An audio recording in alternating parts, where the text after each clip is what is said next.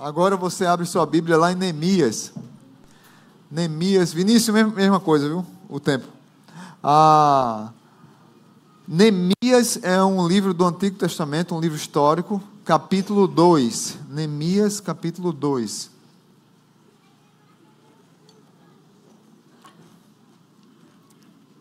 Pastor Pedro falou aqui sobre gratidão, a gente anunciou sobre gratidão. Eu queria falar hoje um pouco sobre ter gratidão e vencer as lutas da vida no meio de ruínas e oportunidades que Deus coloca na nossa frente. Neemias capítulo 2, a partir do verso 11.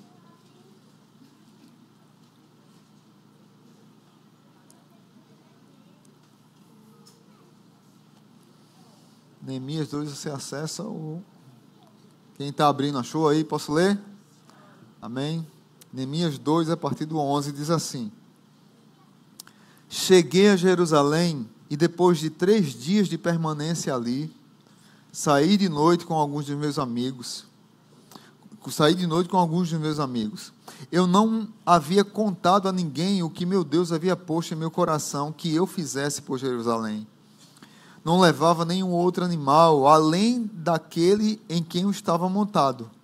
De noite saí pela porta do vale, da direção da fonte do dragão e da porta do esterco, examinando o muro de Jerusalém que havia sido derrubado e suas portas que haviam sido destruídas pelo fogo.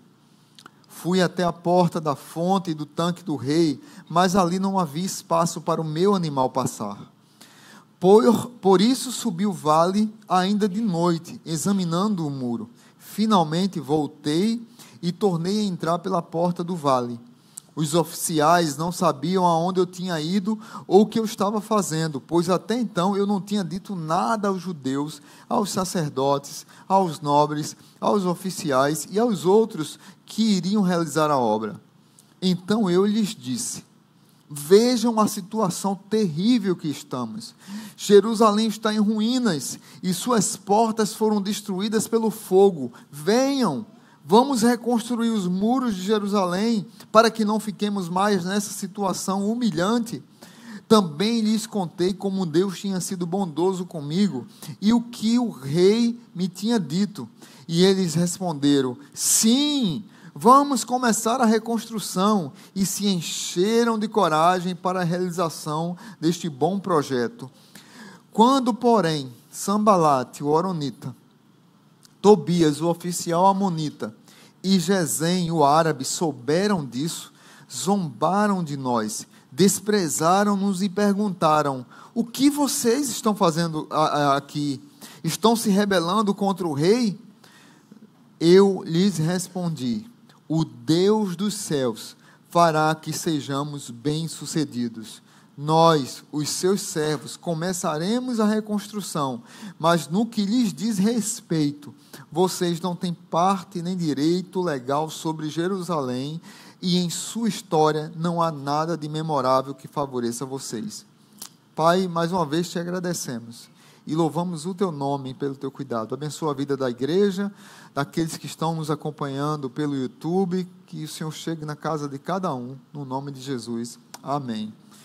Quero registrar aqui um abração para quem nos acompanha no YouTube. Tem gente de Portugal, do Japão, de Recife, da Paraíba, São Paulo. Então, você que está acompanhando aí, um beijo no coração. Sempre tem gente que acompanha todo domingo. O texto aqui é interessante, esse texto que nós lemos, queridos. Entre ruínas e oportunidades. Como foi seu 2024? Teve mais ruínas ou teve mais oportunidades?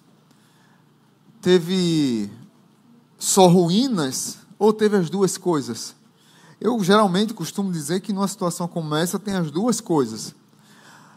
Mas é interessante que quando temos essa situação na nossa vida de viver ruínas e viver oportunidades, o que nós não podemos fazer é ficar inertes, parados, esperando que algo caia do céu e que aconteça. Não, Deus nos convida a arregaçar as mangas e a fazer algo, a trabalhar. Foi o que Neemias fez.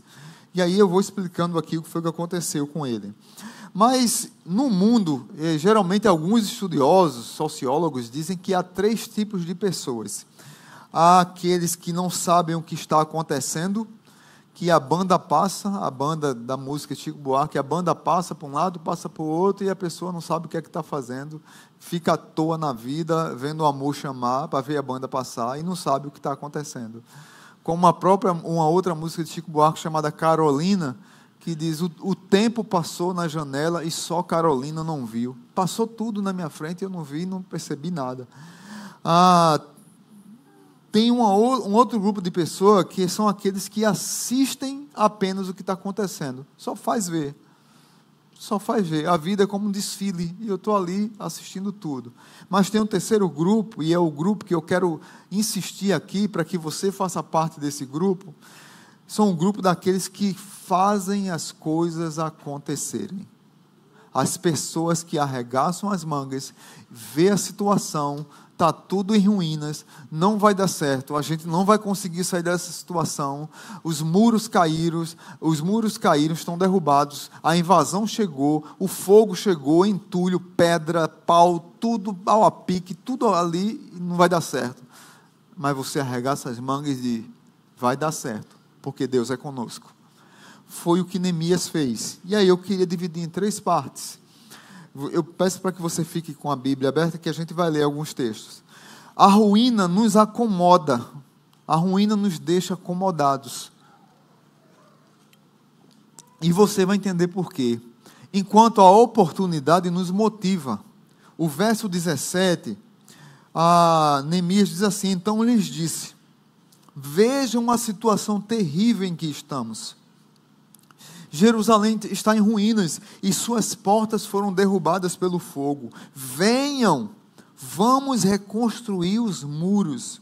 Você viu que no texto que a gente leu, que Neemias chegou, passou 3 dias só observando o lugar, depois pegou o seu animal, que foi uma mula, porque conseguia passar por um lugar pedregoso, lugar cheio de pau, de pedra e água, tudo, conseguia passar, e ele foi andar, e ele ficou calado, ele não disse o que estava planejando a ninguém, nem aos oficiais, como você leu nos textos, nem aos outros, ele não disse para ninguém, ele começou a fazer um apanhado visual de como estava Jerusalém.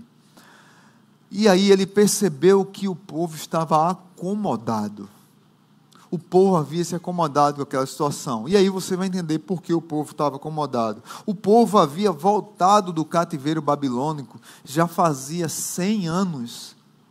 Já fazia 100 anos que o povo tinha voltado do cativeiro babilônico, os muros estavam derrubados, os inimigos entravam na cidade, saqueavam as casas, abusavam das mulheres, abusavam das crianças, dividiam politicamente o povo de Israel. Esses Sambalate, Tobias e Gesem eram enviados do capeta para perturbar o povo de Israel. E Neemias percebe tudo, faz uma verificação minuciosa e percebe que tudo estava caótico. A situação era tão grave que, se você olhar, era tanto entulho, tanta coisa, que se você olhar no verso 14, fui até a porta e do tanque do rei, mas ali não havia espaço para o meu animal passar. A situação era tão crítica que teve lugar que não deu para passar, ele teve que desviar o caminho, eles tiveram que desviar o caminho para poder andar, porque era pedra, era muito entulho. A última tentativa que tinham feito para tentar reconstruir os muros de Jerusalém fazia 15 anos, mas teve fracasso por conta de briga política. O que aconteceu? As pessoas se acomodaram. Neemias percebeu isso. Deixa eu dizer uma coisa para vocês. Tem pessoas que se acostumam com a miséria. Tem pessoas que se acostumam com as ruínas e acha que está tudo normal, e não acha que tem que arregaçar a manga para sair daquela situação.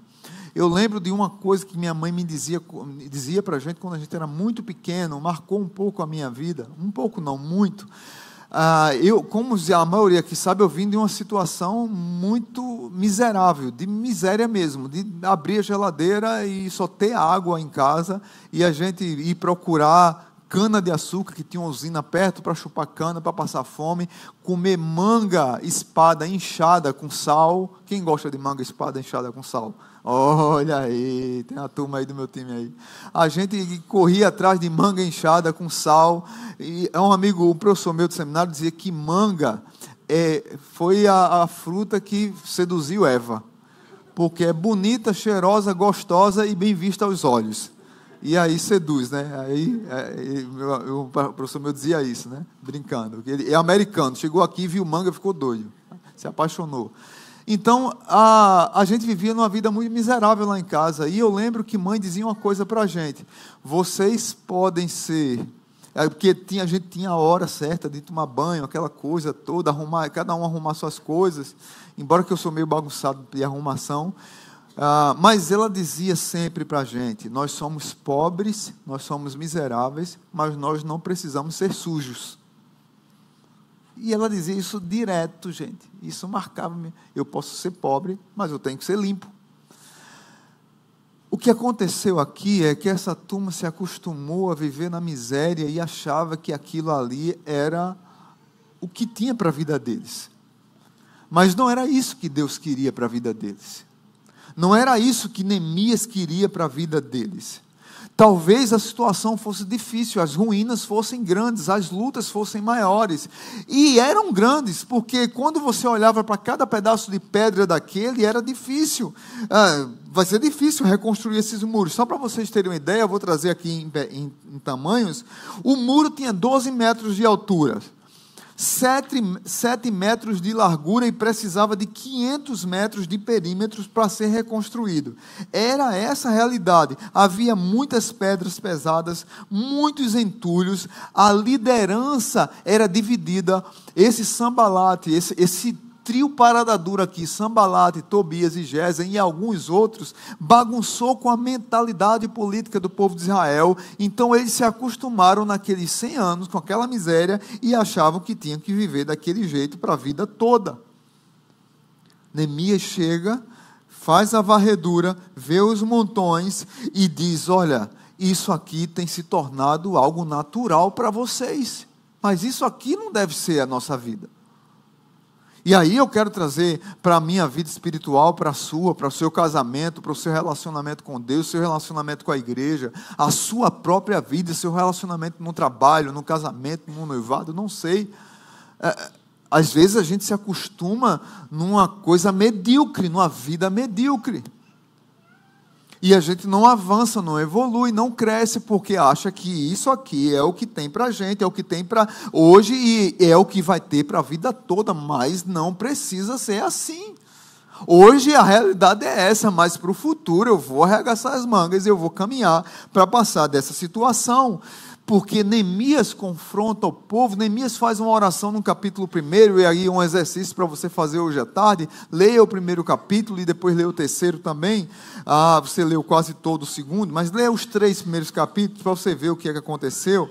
Neemias, ele confronta um povo porque estava sendo uma vergonha para Israel.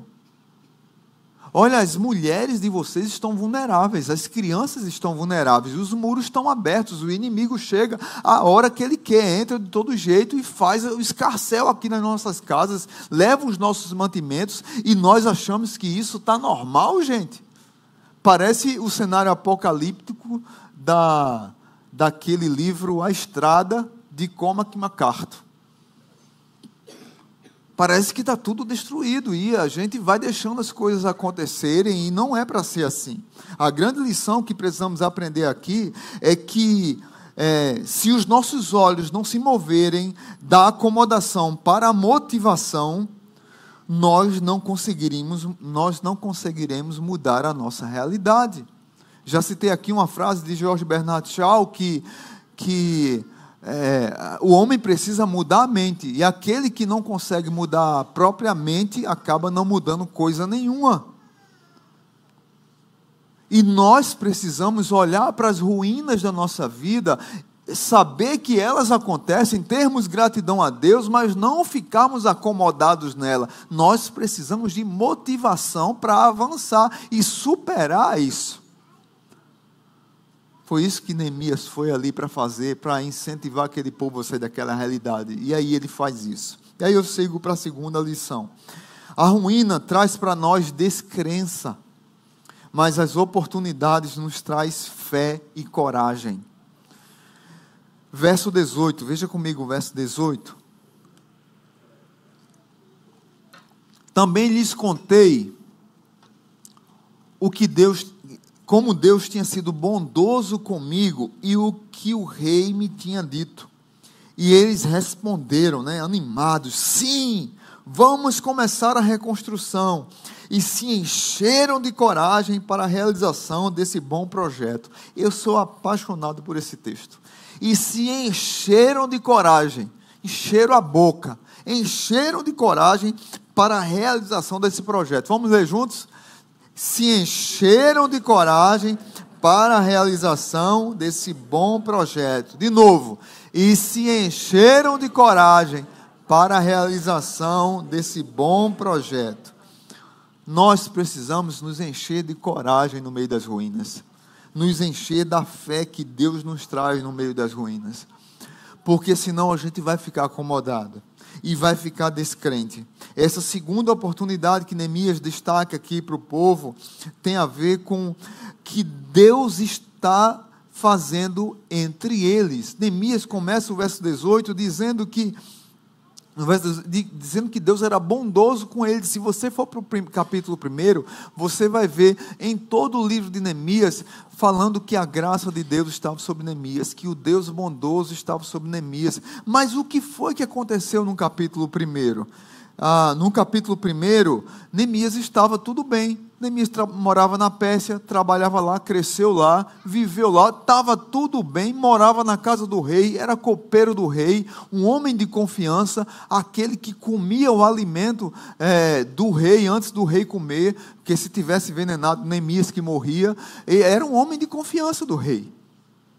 Só que certo dia chegou lá na casa de Neemias, lá no palácio onde Neemias morava, na Pérsia, o irmão de Neemias, Hanani, e disse: olha, Neemias, como é que está o nosso povo? Ele disse: olha, o nosso povo está sofrendo, porque os muros estão derrubados. Já fazia quantos anos, gente? 100 anos. Os muros estão derrubados, está tudo aberto lá, entra quem quer, sai quem quer, não tem isso, tudo empilhado, é pedra, pau para todo canto, para todo lado, é gente sendo perturbada, abusada, roubado. E como é que a gente vai passar por essa situação? Como é que a gente vai sair disso? Diz a Bíblia que Neemias foi incomodado o seu coração e ele começou a chorar. Porque era a terra onde seus pais estavam enterrados. E Neemias chorou muito.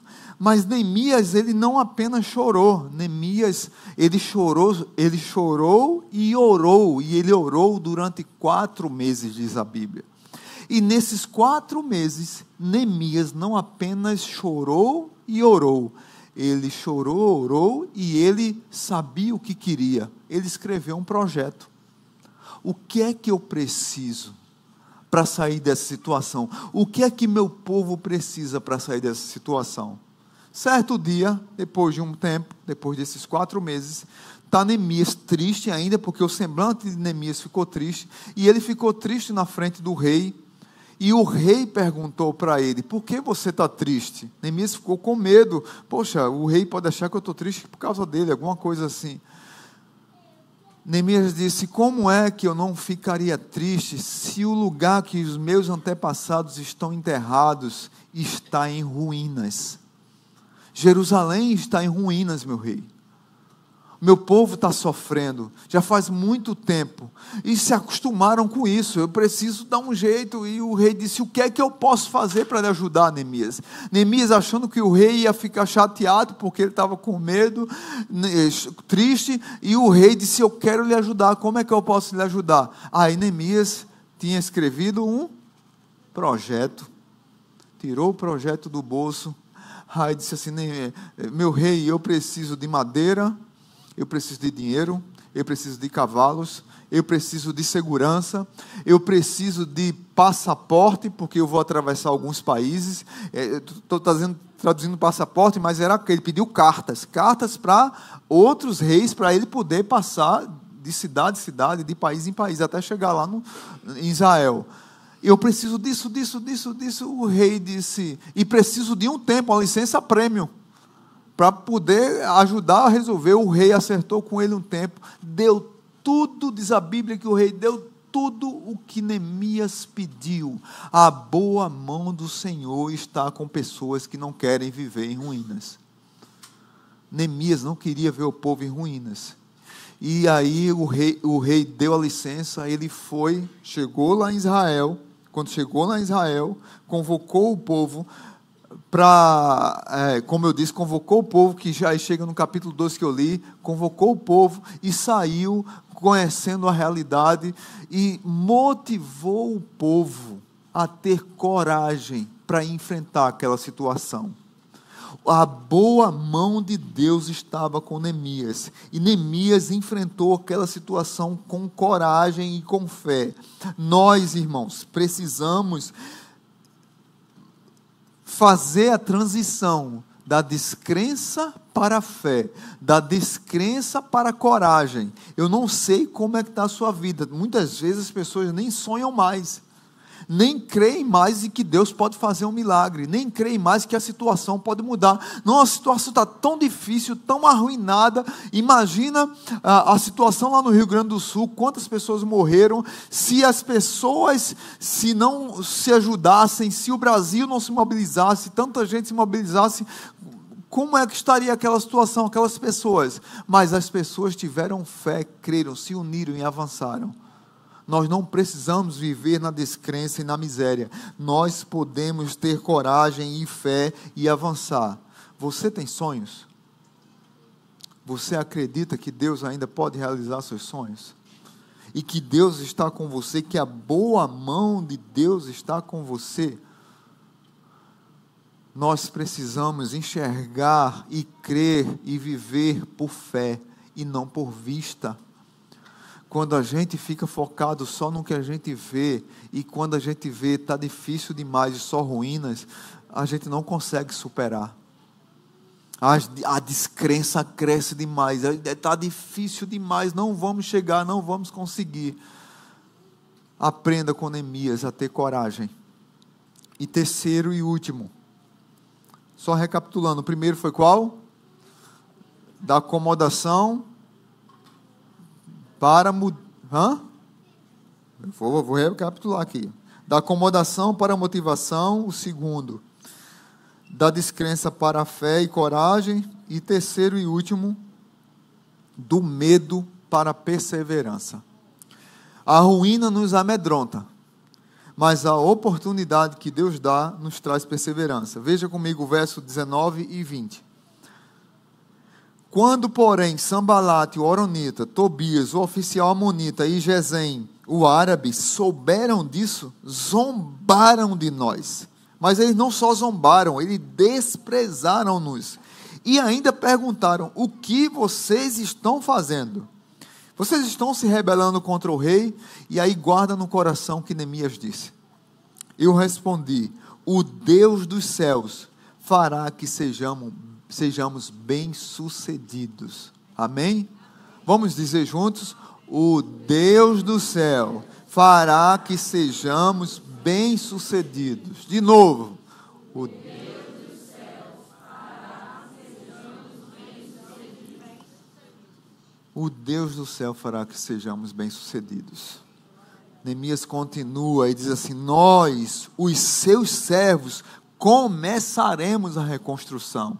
A pedra é grande, eu vou levantar tijolinho, tijolinho. Tem pedaço de pau grande, a gente serra e vai jogando fora de pouquinho em pouquinho. Desviar o rio, a gente faz o caminho do rio novamente. Os muros tão difíceis de construir, a gente junta, porque as pedras são, a gente junta 3, 4 para levantar. Você vai ver isso no capítulo 3, o que aconteceu. Neemias diz, nós começaremos a reconstrução, mas o que lhes diz respeito, ele fala para os 3 com coragem, vocês não têm parte nem direito legal sobre Jerusalém, e em sua história não há nada de memorável que favoreça a vocês. Quando você ouve falar de Sanbalate, Tobias e Gesem, você vê alguma coisa favorável? Veja a palavra de Neemias, a profecia de Neemias aqui para esses 3 caras. Ninguém quer botar o nome do filho de Sanbalate. Ninguém quer colocar o nome do filho. Tobias até coloca, mas Sanbalate e Gesem ninguém quer colocar, porque sabe que essa turma era barra pesada.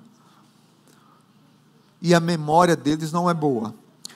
Toda vez, irmãos, toda vez que você se levantar para fazer a obra de Deus, para sair do medo que lhe aprisiona, do medo que lhe acorrenta, do medo que tenta impedir você de andar. Às vezes você está a situação é tão triste que você fica em pânico e só consegue enxergar o pior. Aí, para completar, Satanás levanta um bocado de inimigo para trazer palavra de maldição, para trazer palavra ruim, para perturbar o nosso juízo. Quais foram as táticas desses inimigos aqui? Tentaram ridicularizar publicamente o povo de Israel. Vocês caçoaram, riram, e vocês vão querer construir, desprezaram, vocês não vão conseguir, zombaram, fizeram tudo o que podiam fazer para bagunçar o emocional. Eles já tinham dividido politicamente o povo de Israel, agora estavam dividindo emocionalmente. Vocês emocionalmente não vão ter forças para construir isso, porque a gente está aqui para zombar de vocês. Não sei se você já passou por isso, eu já passei por isso. Quando você tenta sair de uma situação difícil e quando você encara um projeto grande que Deus coloca na sua frente, tem pessoa que chega para dizer, isso vai dar certo não. É mais uma vez que você está tentando. E aí, muitas vezes, eu e você recebemos aquela palavra ruim, a gente abaixa a cabeça, fica triste e acha que não vai conseguir, porque a gente esquece que a boa mão do Senhor estava sobre nós.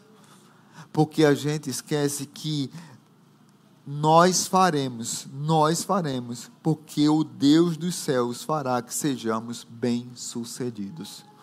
A gente esquece disso aqui. O Deus do céu fará que sejamos bem-sucedidos. Mas eles também tentaram intimidar o pessoal, uma intimidação pessoal, geraram medo, paralisia, e também tentaram outros ataques, disseram, vocês estão querendo ir contra o rei? E aí Neemias confronta-os, porque Neemias estava ali autorizado, havia um apoio político. Neemias tinha vindo com autorização política, ele não estava ali do nada, de agarra. Ele chega lá e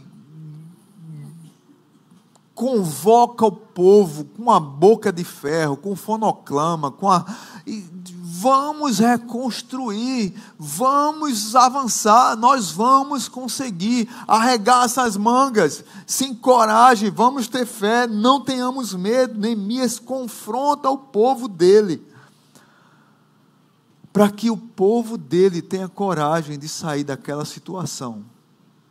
Eu não sei como foi 2024 para você, talvez foi difícil, mas é possível sair dessa realidade.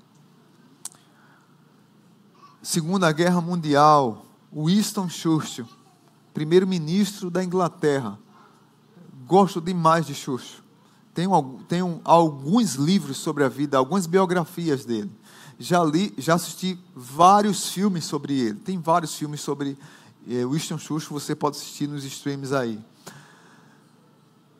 Inglaterra estava em ruínas, a Alemanha avançando, conseguindo espaço, matando gente, era avião, era foguete, era helicóptero, era pelo mar, era pela terra, era pelo ar, a Alemanha conseguindo, avançando, vencendo.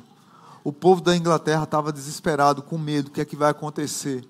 O Winston Churchill vai para o rádio,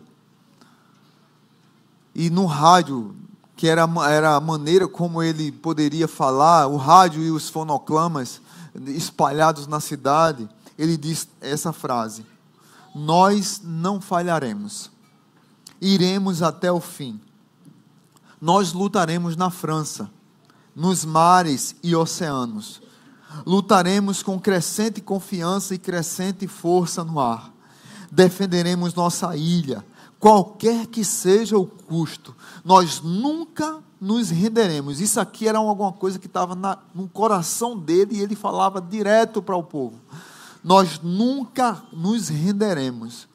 Eu não tenho nada para oferecer a vocês, a não ser sangue, suor e lágrimas. E se o Império Britânico e sua comunidade durarem 1000 anos, os homens ainda dirão: este foi o seu melhor momento. O povo da Inglaterra e suas comunidades dirão por anos que este foi o nosso melhor momento, mesmo nas ruínas, porque não se renderam aos inimigos. E graças a Deus eles conseguiram vencer a Segunda Guerra Mundial. A guerra acabou, Hitler foi derrotado. A gente sabe a história. E trazendo de volta aqui para Neemias, Neemias teve coragem desbravada de enfrentar os inimigos de Deus. Começar a reconstrução dos muros, que já faziam 100 anos que o povo estava acomodado a viver naquela situação.